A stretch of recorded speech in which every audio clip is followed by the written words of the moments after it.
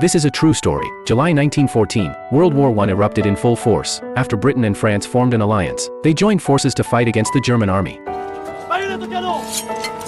At the commander's order, countless soldiers lay dead across the battlefield. Yet the fighting dragged on for over 5 months, the air thick with the stench of decaying corpses. They all prayed for the war to end soon. Meanwhile, in the German trenches, a soldier volunteered to sing a song, to lift his comrades' spirits. Someone beside him played the harmonica as accompaniment. They laid out all their Christmas trees, glowing warmly in the candlelight. But music knows no borders. It crossed the icy battlefield, reaching the British and French trenches opposite, adding a touch of warmth to everyone's hearts. At the same time, a priest played the bagpipes, harmonizing with the German singer across the way. The other side paused in surprise, then sang even more passionately, even risking danger by deliberately exposing their upper body to the enemy's gun sights. The German commander thought he was crazy, shouting at the man to crouch down immediately. But unexpectedly, cheers and applause erupted from the opposite trench, instantly easing everyone's worries. Gradually, he grew bold enough to carry a Christmas tree, walking toward the center of the battlefield. Soldiers on both sides, immersed in the Christmas carols, climbed out of their trenches without realizing it. In this moment, they were no longer mortal enemies fighting to the death, but poor souls ravaged by war. Later, commanders from the 3 nations gathered,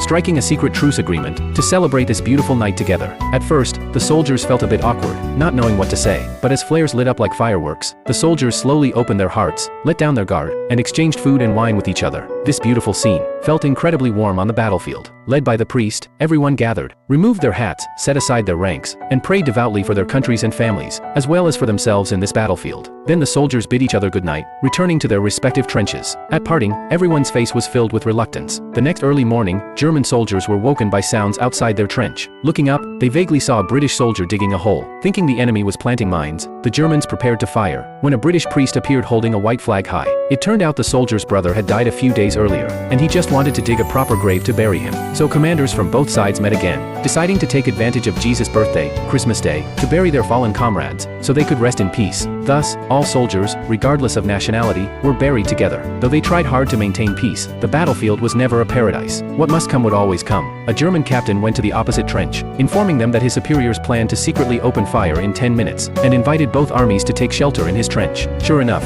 fierce artillery fire arrived as scheduled. Soldiers huddled together, their hearts filled with fear, silently grateful to have escaped by luck. After the artillery fire subsided, the British commander also anticipated that the Allied forces would counterattack, so he offered to let the German soldiers take shelter on their side. Thus, the main force quickly moved to the opposite position.